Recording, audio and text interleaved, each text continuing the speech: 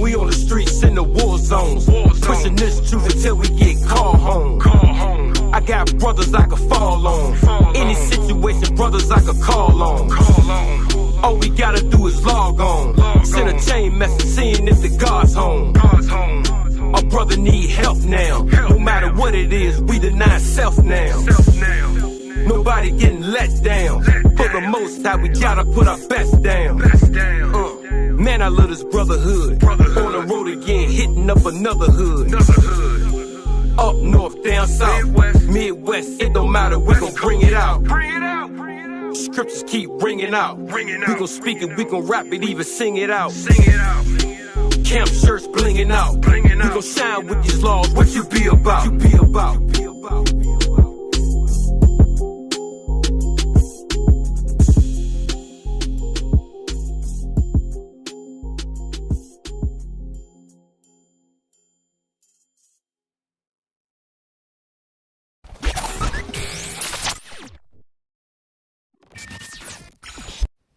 All right, shalom, most high in Christ bless. We're back. Battled COVID a little bit. Got through it. Right. It's taking some time, you know, because the way it affects your lungs and everything. But we're back.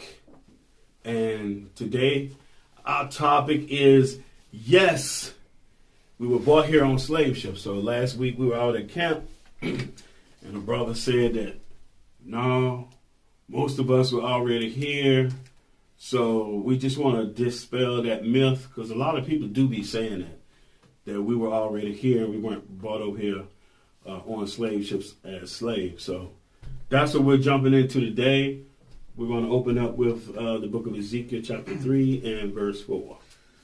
The book of Ezekiel, chapter 3, verse 4. And he said unto me, Son of man, go, get thee into the house of Israel, and speak with my words unto them. Right. So Israel was constantly in captivity. So we supposed to find out people and give them the word of the Lord. Now, give me Deuteronomy 28 and verse 48. So remember, keep in mind, everything that's prophesied must come to pass. Like Christ said, the scriptures cannot be broken. They cannot be broken. Go ahead, bro. Book of Deuteronomy, chapter 28, verse 48.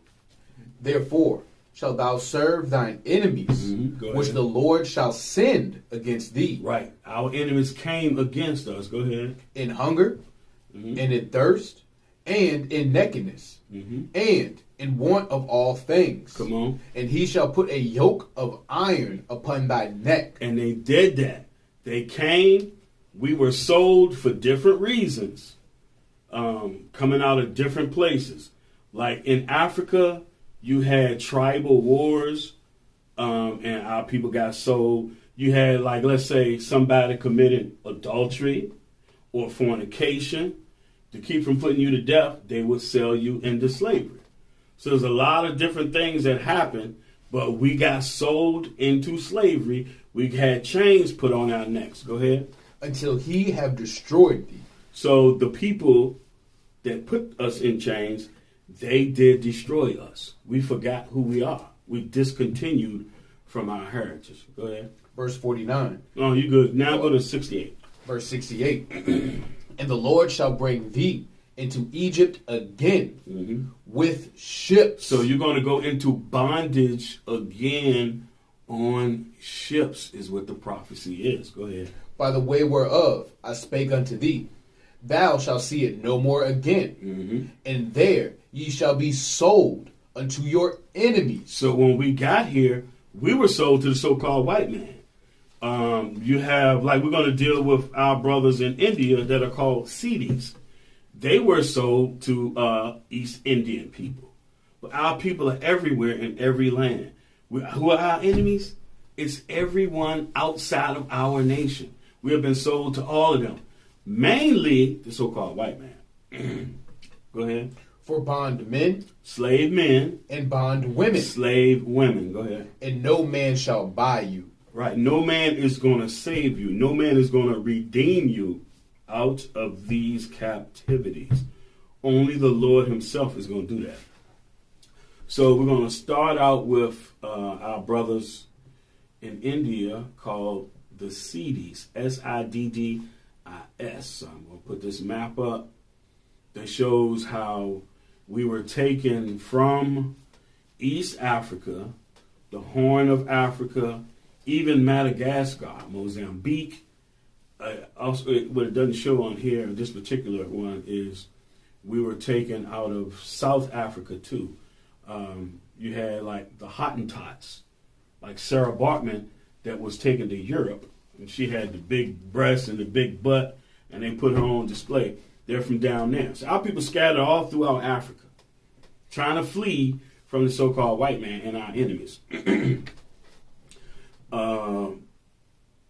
But they were taken from these places and shipped to India and other places over there. Now, so I'm going to show that so y'all can see it. And we're going to start with a book called The Black Holocaust for Beginners, to kind of to help us give the understanding that they were taking us from East Africa. So this book, The Black Holocaust for Beginners, what we're going to touch on right here is the Arabs, their part in putting us in slavery and sending us to India and other places.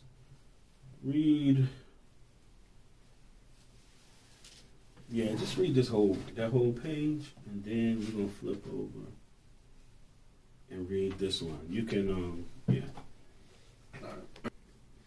All right, this is page 39. The Arab caravans of enslaved Africans grew. The Arabs would kill most of the adult men because they had resisted and would most likely continue to resist. Their death served to put fear in the hearts of the living. The slavers would take enough captives so that a good number would survive for selling. They were then divided into smaller, more manageable groups which set out on different routes back to the coast. The captives were forced marched all over the countryside as the Arab slavers gathered more captives.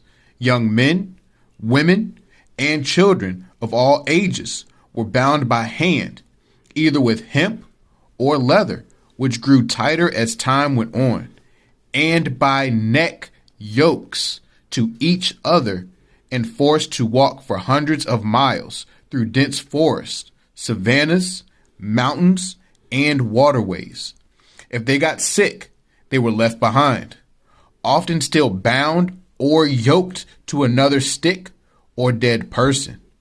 To make matters worse, they were constantly whipped, and all, men, women, and children, were treated as beasts of burden, carrying loads of ivory and other African treasures. In the 1200 years of Arab slavery, tens of millions of Africans died before they could even be sold.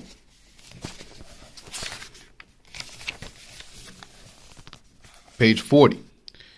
In fact, Bagamoyo was one of the most important slave embarkment ports for those captives destined for Zanzibar, the Arab slave trade's key island over the 7 centuries, from 900 to the 1600s AD. Of the early Arab slave trade, hundreds of thousands of Africans died crossing the Indian Ocean between Tanganyika, Kenya, Zanzibar. Arab slave ships carried 200 to 400 captured Africans jammed together, either on an open deck or below the deck, with no regard for sex or age, for sanitation or food quality. The trip could take 1 day to reach Zanzibar, or it could take 2 weeks. Either way, there was not enough food and no health support. So the loss of African lives averaged about half of the original human cargo. Okay, so you see, a lot of us, we're so angry with the so-called white man, but we don't realize what the Arab man and the other nations have done to us. So they put yokes of iron on our neck. We got other books about the atrocities that they did to our people. I got a book that tells you on those routes, let's say one of our sisters had a child. They were also forcing them to carry ivory, what they were selling. And if a woman that had a child got too tired to carry her child and the ivory, they would kill the child. She still had to carry that ivory. These people were they were very harsh and cruel with us, regardless of where we went, regardless of who our captives are. But over here in the U.S., it's the so-called white man. We know the history of the things that they've done to us. Now, next. So the Arabs carried our people over to India and other places. So now I'm going to play this clip. There's a guy he goes by, his YouTube channel is called The Visual Poet. And he goes around in Arab countries and other places looking for, what he thinks is Africans. So he's actually finding our brothers and sisters. So I'm going to play this and so y'all can see what he's come across. So he's come across our people, and they're known as Siddis. Siddis.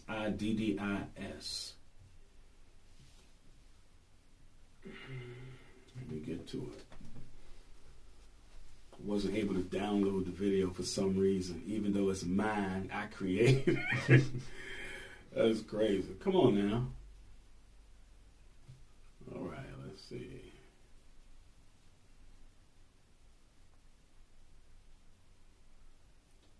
Okay. Listen carefully.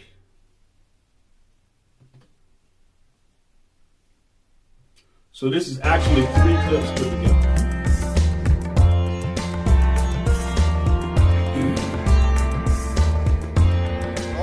Long back, they came here, like our ancestors. They came on 16th centuries as a British slaves. The British brought us as like slaves. Since that time we are suffering. Because those times the kings, they have lots of problems, wars, killing, and in this generation, religion matter. Actually, our grand ancestors they used to tell Africa is our motherland, but we never went Africa. But by the stories we know about Africa, because they used to tell, and our grand ancestors they don't want to recognize that sin when they came from Africa to India, how they suffered. It's very bad. Sometimes my grandfather used to tell us story, because the white people they brought them as slaves. They used to beat them like they have struggled lot, means lot. They don't want to remember about Africa. Is the black people, African people here called the Siddhis, and the Siddhis are divided in three religions, mainly Christians, Islamics and Hindus. Actually, I belongs to Hindu community. Yeah. So far as Siddhi settlement in India is concerned, the history says so many things.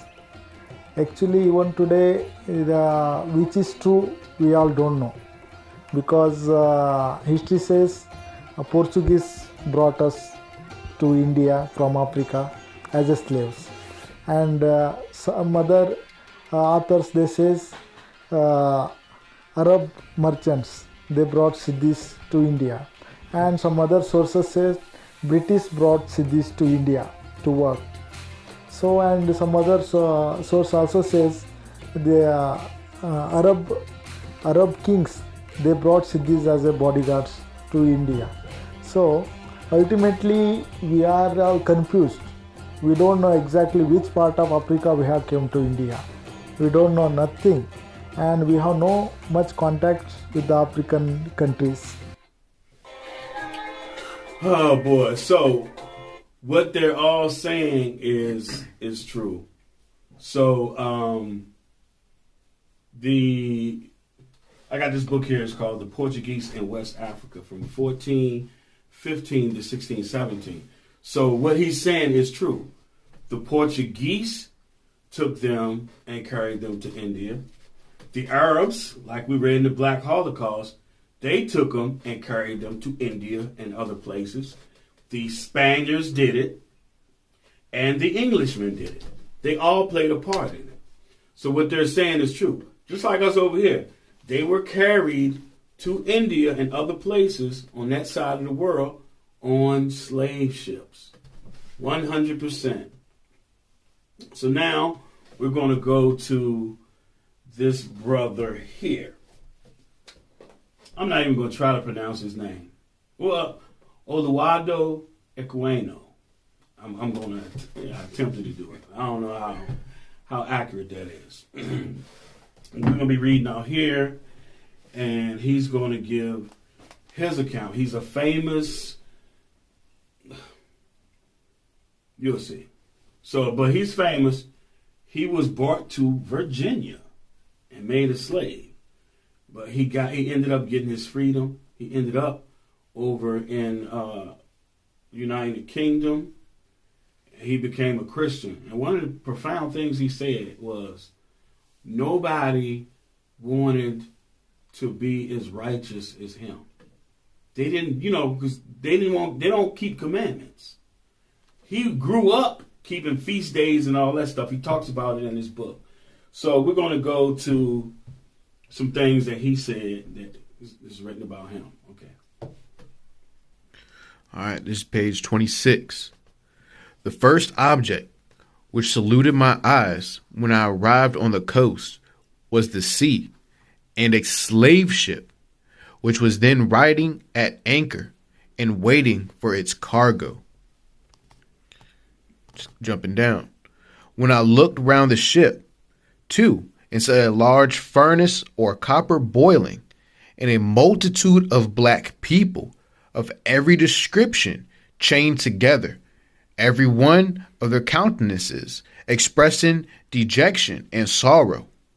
I no longer doubted of my fate, and quite overpowered with horror and anguish, I fell motionless on the deck and fainted. This is page 28. At last, when the ship we were in had got all her cargo, they made ready with many fearful noises, and we were all put under deck, so that we could not see how they managed the vessel. But this disappointment was the least of my sorrow. The stench of the hold while we were on the coast was so intolerable loathsome that it was dangerous to remain there for any time, and some of us had been permitted to stay on the deck for the fresh air. But now that the whole ship's cargo were confined together, it became absolutely pestilential. The closeness of the place and the heat of the climate added to the number in the ship, which was so crowded that each had scarcely room to turn himself, almost suffocated us. This produced copious perspirations, so that the air soon became unfit for respiration, from a variety of loathsome smells, and brought on a sickness among the slaves, of which many died. Page 29. At last, we came in sight of the island of Barbados, at which the whites on board gave a great shout and made many signs of joy to us. Yeah, so we see his account. He was marched halfway across Africa till they got to the coast and was put on slave ships with other, quote unquote African people. These were Israelites. So there's no doubt. Also, he mentioned about the pestilence and how they were packed in close together and all that. Man, he's not the only one to talk about that stench that was there, that pestilence. That means people were getting sick. We've been through a lot, brothers and sisters. And for somebody to say that this didn't happen, we didn't come over here on ships, it's absolutely ridiculous. There's too many accounts. Also, I'm going to tell y'all something else. You can Google it. They have found slave ships off the coast of South Africa. You even had pirates that were attacking these ships. Because you had merchants coming out of, and I'm gonna put the map up in a minute. It was a triangular slave trade. So they would leave Europe with money, come down to Africa, buy slaves. They gave them rum, guns, other kinds of stuff. Then they take slaves and they go right to the Caribbean. When you look at, I'm gonna put this up too in a minute, about you have a natural current that goes from the western banks of Africa right over to the Caribbean. Naturally. Also, I'm gonna show this too. Storms take that same route. They start over in the Atlantic, off the coast of West Africa, and go right over to the Caribbean, and then they can go north to North America. They can go right across the Caribbean or come back down. So anyway, that's his account. They were on slave ships. We intentionally went to that last part to show they landed in the island of Barbados, which is in the Caribbean. Now, we're going to go to the Amistar Rebellion. I know a lot of you have seen the movie La Amistad. We're just going to hit, we're going to go to a map in here, and then we're going to hit just a little piece of the story in here to give you some understanding. So, the Amistar Rebellion. This is page 19. The enslavement of Mindi, Gabandi, Timni, Kono, and others inland from the Galanas coast of West Africa. Their transportation across the Atlantic abroad, the Portuguese or Brazilian slave ship Ticora. Their landing at Havana, Cuba, and their reshipment aboard the Amistad for Puerto Príncipe.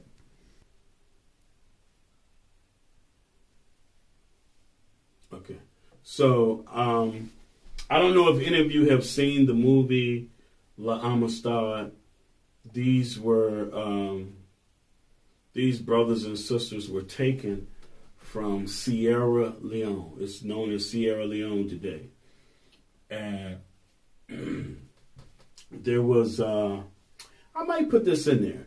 So there were two famous people that were involved with that slavery right there. You had a African king named King Siaka. And he was selling slaves to Pedro Blanco. You can look these men up. You can go, you can find them on Wiki. This stuff is not a lie. Right? You can go to Wiki and you can find them. It was they took these captives out of Sierra Leone. They went to Cuba first on one ship. Then they would put on another ship, and they took that ship over and ended up going somewhere like near Boston. They were trying to find their way home, and they couldn't. Like when we read out of the other book, they had the captives down below, and when they were steering the ship, they wouldn't let them come up there so they could see how to steer the ship. You got to pay attention to things like that. So, but anyway, they took over. There's a movie about it, a big story about it, and everything. It's 100% fact. So now, next, I'm going to post this picture where that shows the tracks of these storms, these hurricanes, tropical storms, how they come out of the Atlantic Ocean near the western banks of Africa, and they go over to the Caribbean, and they work their way up. Amazing. When you look at this, you can see that the Most High orchestrated the whole thing. We escape now from here, go over to the western banks of Africa. We'll run out of Europe back into Africa, and then we get taken and put on slave ships and boiled on this side of the earth. Incredible. But, and you got some people saying, no, we didn't come over here on ships. Then I'm going to post this other one that shows the triangular slave trade. And not only that, but we were also taken not just to the other side of the world by the Arabs and the Englishmen, but they also took us back to Europe, Spain, Portugal, those places, made us slaves over there too. The principal traders in our slave trade has been the so-called white man, the ringleader. All right, so now we're going to go to this book here called The History and Geography, A Voyage to the Islands of Maduro, Barbados, Nevis. It's a long title.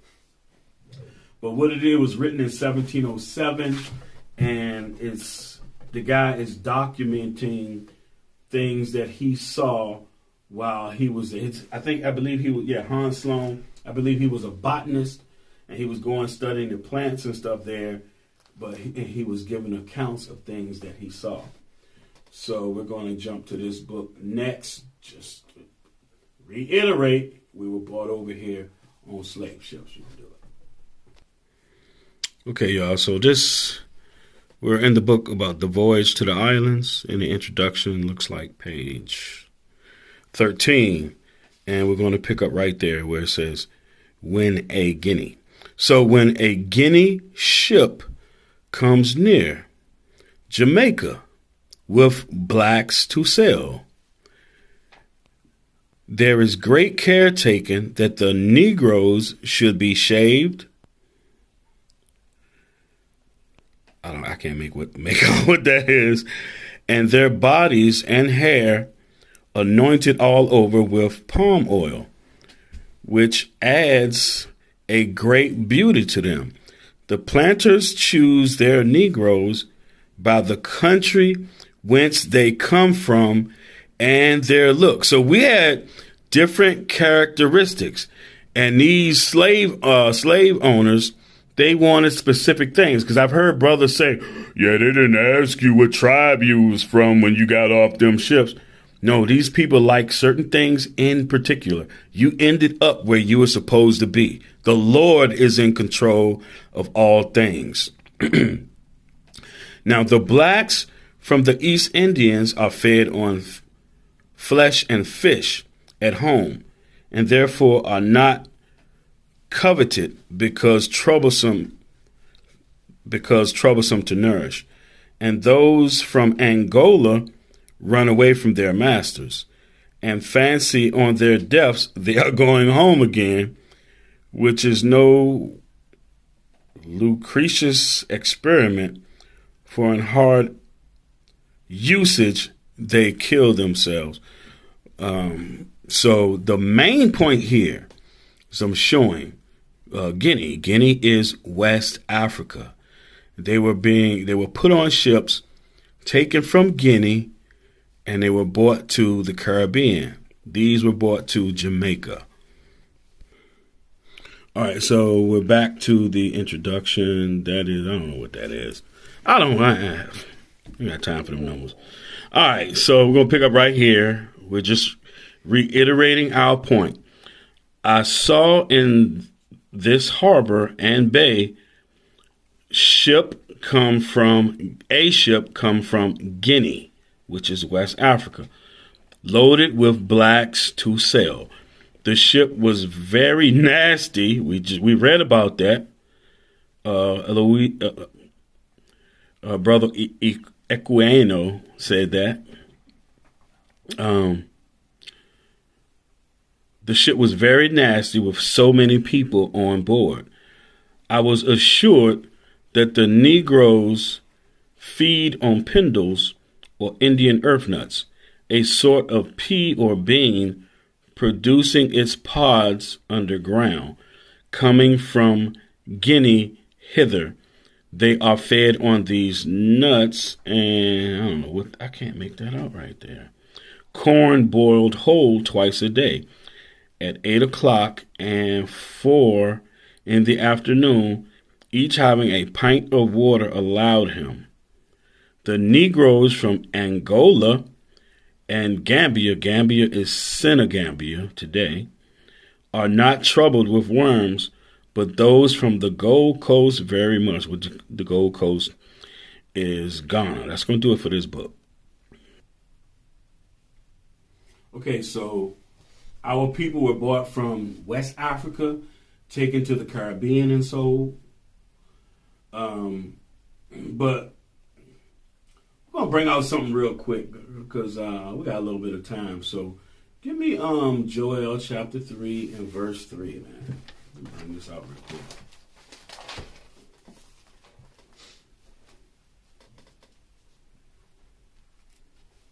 All right. The book of Joel, chapter 3 and verse 3. Mm-hmm. And they have cast lots for my people and have given a boy for a harlot. Stop right there. So they've cast lots for my people. So they did that even when we got here. You see that in the movie La Amistar, where they put us on auction blocks.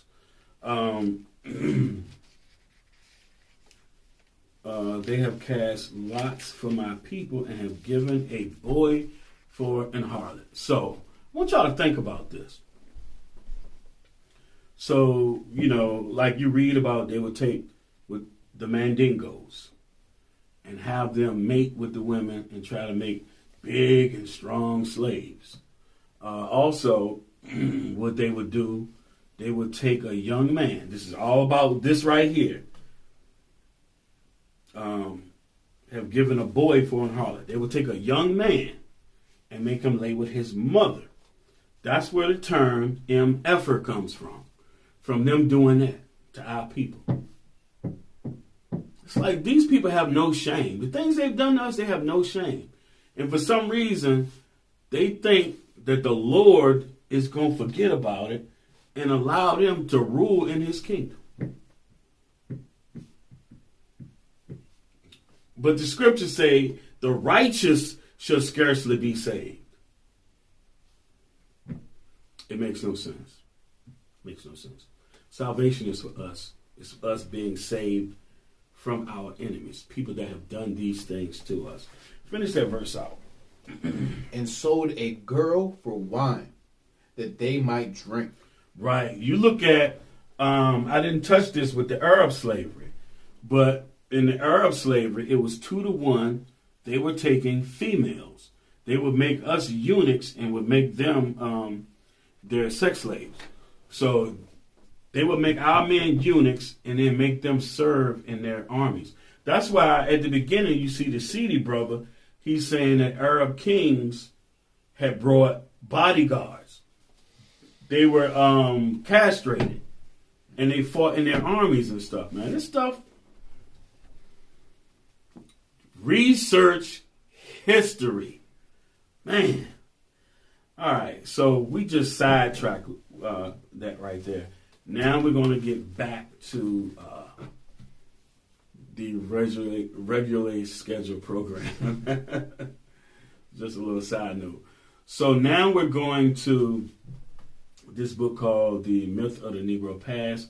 This brother, if I'm not mistaken, I might be mistaken, y'all, but I think he was a Haitian who worked his way up and he ended up going to college and being a scholar.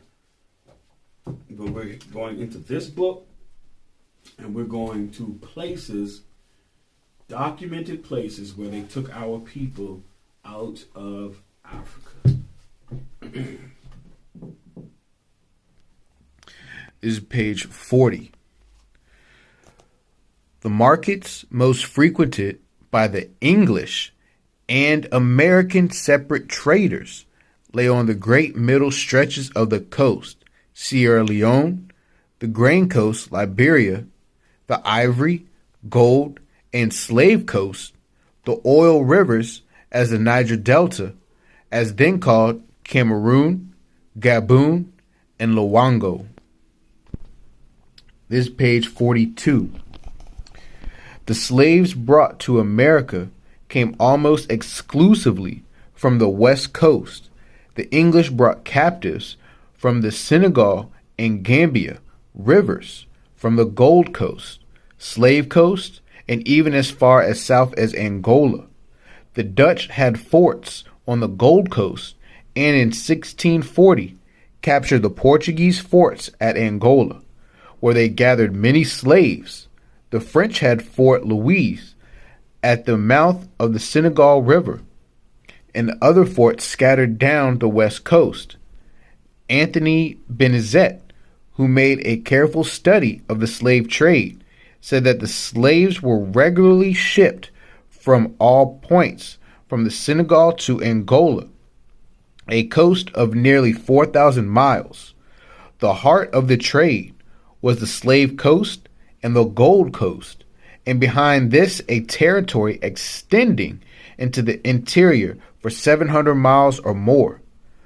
From this territory, Senegalese Negroes, Mandingos, Igbos, Efiks, Ebonis, Caramantes, Waidas, Jollofs, Fuis, together with representatives of many of the interior Bantus, were brought to America. All right, this is page 50. The Ashanti, Infante of the Gold Coast, the former most frequently termed Coromantese, after a place named their homeland, and mentioned most often by those who wrote of the British possessions, continental as well as insular. The Dahomean and allied peoples, at times called Waidas, after the major seacoast town of Dahomey or Pawpaws from Popo, a town not far to the west, are especially prominent in the French writings. The French planters had little liking for the Gold Coast slaves, and these scarcely figure in Moraru de Saint Mary, listing of tribes represented in Haiti. In similar manner, the Dahomeans, who were the favorited slaves of the French, were not fancied by the English, as it is to be seen when we contrast the 14,312 Gold Coast Negroes in our list of Jamaica imports with the 3,912 from Dahomey. Another type of slave frequently mentioned is the Nego. This term is used for the Yoruba of Western Nigeria, whose language is called by that name. Historical records for those parts of Latin America where present-day Negro customs have been studied, Cuba and Brazil, are not available. In the case of the latter, they were burned to wipe out every trace of slavery when the Negroes were emancipated in that country. And if they exist for Cuba, they have not been published. But such data, as we have established, that the Nego slaves were favorites of the Spanish and Portuguese planters, from which it follows that it is logical to find European customs preponderant in the African survivals reported from these countries. For the rest of the slaving era, evidences of Africanisms are fragmentary. The Mandingo, Sinhalese, and Hausa of the sub-desert area to the north have left traces of their presence, principally in Brazil. The vast masses of Congo slaves that we know were imported have made their influence felt disproportionately little, though a few tribal names, a few tribal deities have linguistic survivals, and more often the word Congo itself are encountered. All right, y'all. So we just read a lot of places that our people were from, and I'm just going to touch on some of it. So the same people that were carrying the CDs over to India, other side of the world, these same players, your Portuguese, your Spaniards, your Englishmen, they all had their hands, okay, here even the French. Matter of fact, there are other accounts too. Even the Germans were in South America. So I'm just going to point some out real quick. That second page where the brother was reading, it talked about Angola.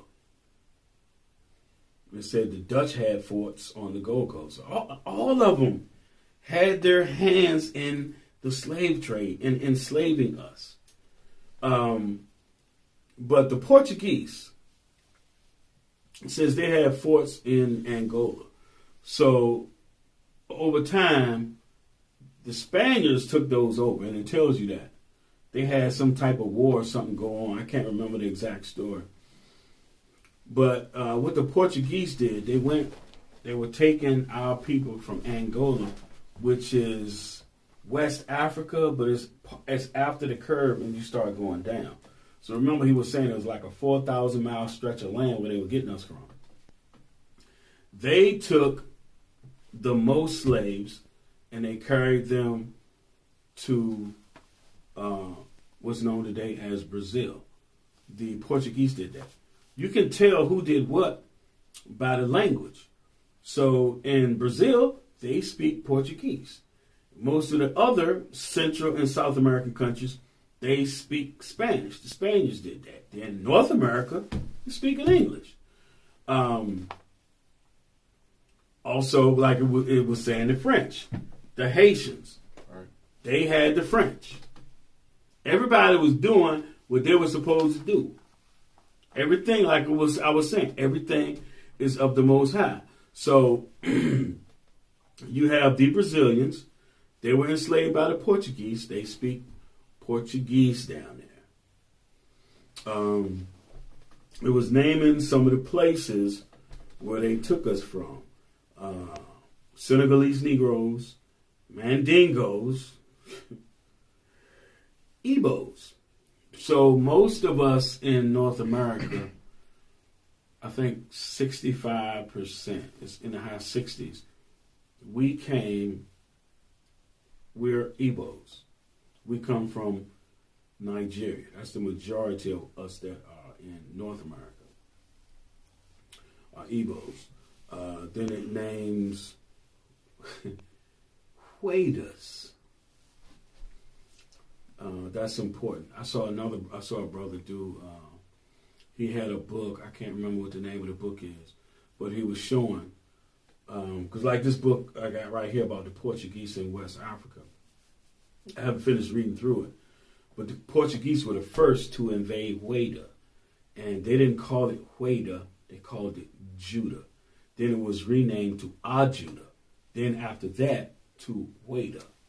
They knew they were getting Jews out of these places. Like on our map right here, you've seen it on other videos. They documented everywhere that they came across Negroes that were keeping the customs of Jews. That doesn't even include our people that's discontinued and not doing that anymore.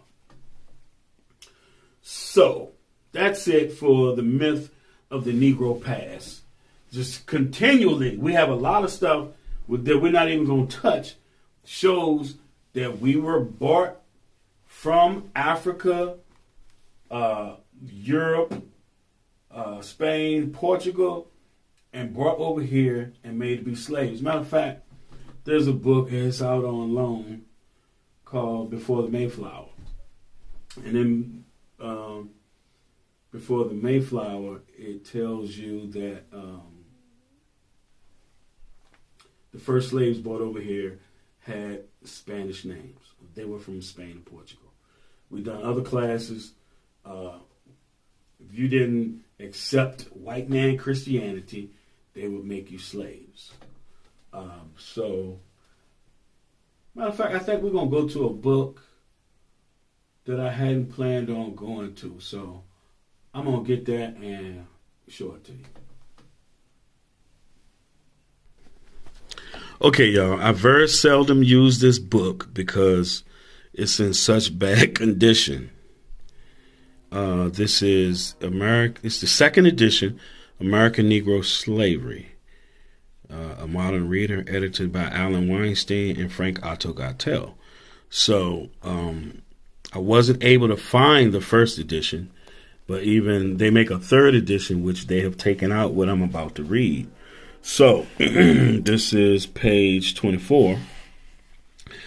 And pay close attention to what is being said here. It says that this provenance played an important role in shaping views about the Negroes as suggested by the first recorded plea by an Englishman on the North American continent for the establishment of an African slave trade. So they were already trading us. They've been trading us since the 1400s. They were selling us. Now, this is what was written. It says, if a just war with the Narragansett Indians, the Lord should deliver them into our hands. We might easily have men, women, and children enough to exchange for Moors. So they knew that they were going to win the war against the Indians. You know why? Because the earth is given into the hands of the wicked. Devils. So they're talking about exchanging for Moors. So another thing we keep telling y'all, the Moors were our people. The Jews and Moors of Spain and Portugal were our people. They were sold into slavery, which will be more gainful pillage for us than we conceive. For I do not see how we can thrive until we get into a stock of slaves sufficient to do all our business. For our children's children will hardly see this great continent filled with people, so that our servants will still desire freedom to plant for themselves and not stay, but for very great wages. Yeah, you know that. They want that money. I suppose you know very well, bear with me because this book's torn apart. Page 25. How we shall maintain 20 Moors. What's they ain't calling us Negroes? Calling us Moors. Cheaper than one English servant. You look at it today, most of our people, they get minimum wage. How many salaries does it take of our people to equal one corporate CEO salary? All right. I'm going to pick up here in 1644. Well, no, I'm going to start where I began to highlight. It says, but a fairly clear linkage between crime and captivity seems to have existed in the minds of New Englanders concerning Indian slavery. What do you think?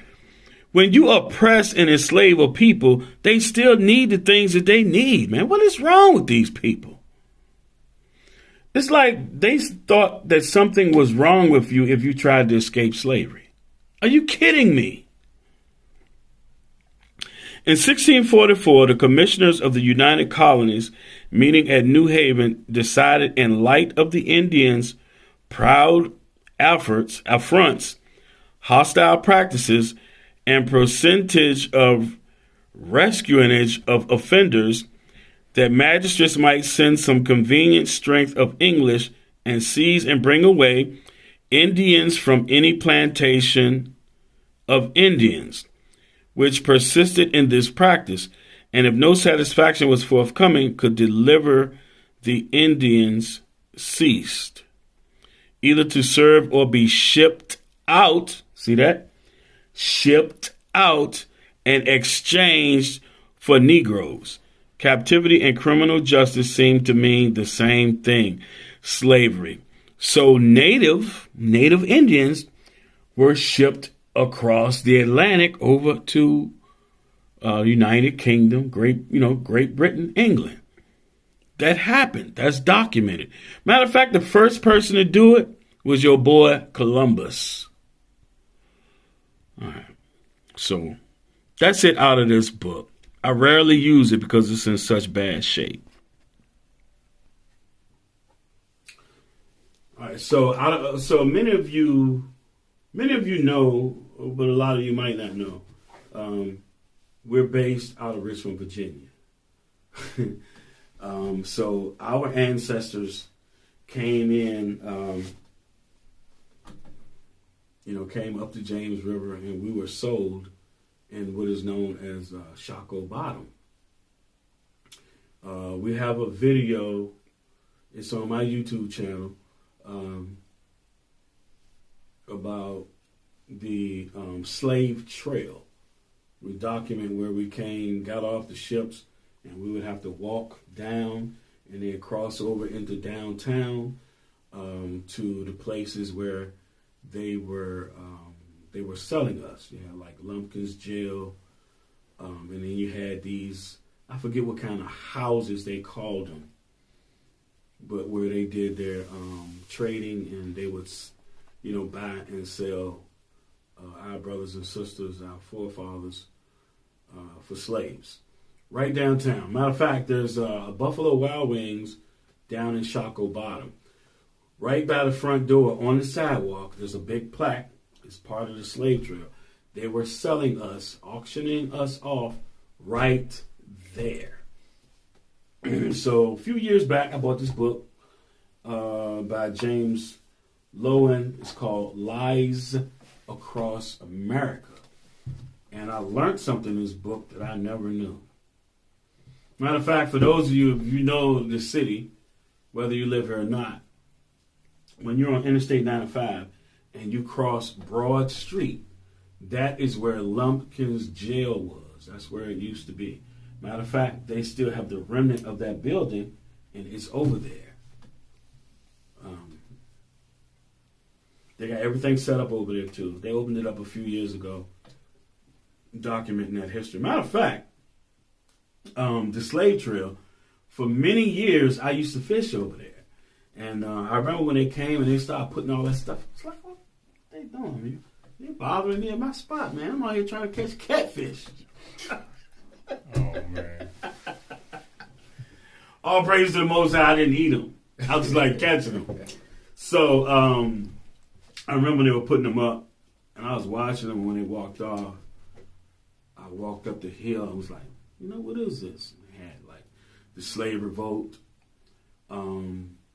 that was in New Orleans. And then I was reading on there, and they were saying that they had heard about what happened with the Amistar. It's crazy, man. But when I found out the truth, I was like, damn. All this time I was coming down here, I didn't know it was a slave trail.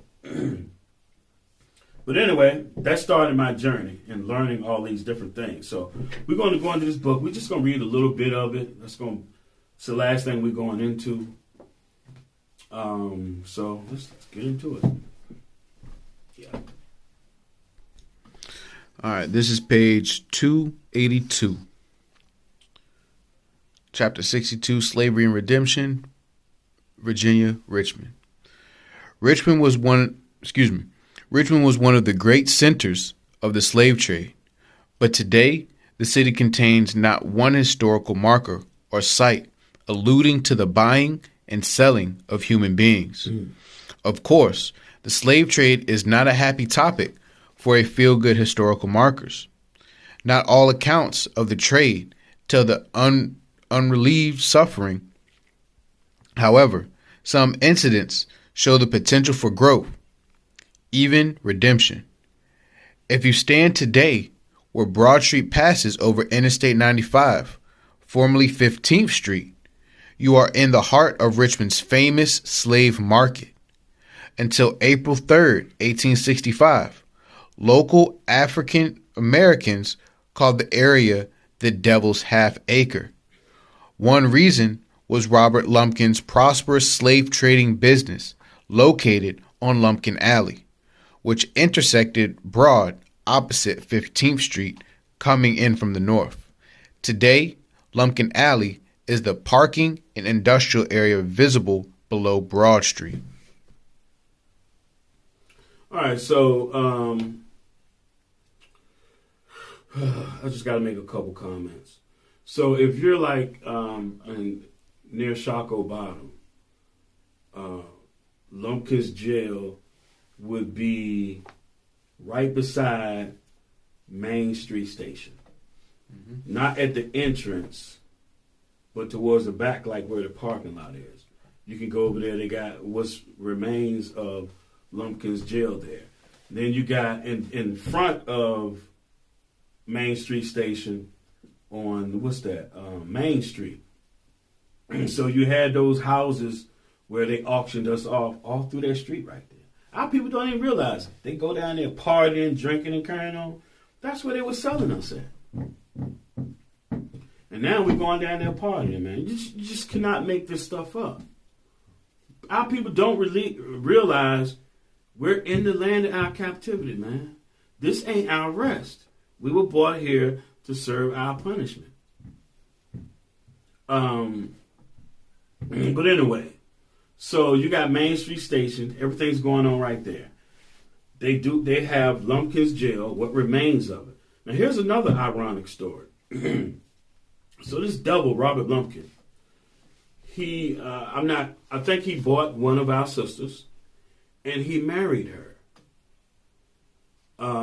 When he died, all of his stuff belonged to her. Oh my goodness.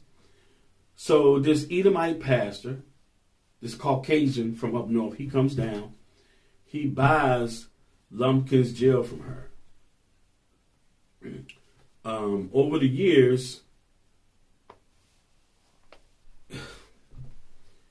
that became what today is called Virginia Union University, which is a seminary school where they teach lies, where they teach Christianity. You cannot make this stuff up. You just cannot make this stuff up. So what we've done, we've given you detail. They took us from Africa and other places, carried us all throughout the planet. They carried us to the Far East, and they brought us over here to the West. So we started over there, came all the way up to them selling us on auction blocks over here. So let it be no doubt in your mind. Yes, we were brought over here on ships and made to be slaves. Give me Luke 21 and verse 24. Let's go to Christ. Let's go to the Master. The book of Luke, chapter 21, verse 24. And they shall fall by the edge of the sword. Talking about our people. We fell by the edge of the sword in 70 AD. We fell by the sword many times, repeatedly. The curses happened repeatedly. We fell by the edge of the sword. Come on. And shall be led away captive into all nations. Right. We were led away captive into all nations. That happened to us. It's documented. Even in India, it was the story of the Arabs. They put yokes around our necks, marched us to the coast and put us on ships, carried us to Zanzibar, carried us to India, Cochin, India, all these different places. Go ahead. And Jerusalem shall be trodden down of the Gentiles until the times of the Gentiles be fulfilled. Right. So in our land, you have Gentiles. Matter of fact, you got Gentiles fighting Gentiles over the land. We're in captivity. The Lord has not come and redeemed us out of our captivity yet. So those people over there are heathens. Once the Lord comes back and get us, we're going over there and we're going to be at peace in the land. You read that in the scriptures. When we're put back on our land, there's going to be peace. There's nothing but conflict and war over there. All praises to the Most High. They need to feel it. We've been feeling it. We've been in tribulation since 70 AD. Was that it, bro? Yeah. All right. The book of Acts, chapter 5, and verse 29. The book of Acts, chapter 5, and verse 29. Read. Then Peter and the other apostles answered and said, we ought to obey God rather than men. Right. So that's what we got to do. Not follow after this silly ideologies and the wine and doctrine of men. So, biblical histories and sources. Israelite Saints of Christ. I'm Brother Jacob. Brother Jeremiah. And behind the camera, Brother Sirach. And with that, y'all, we say Shalom. Shalom.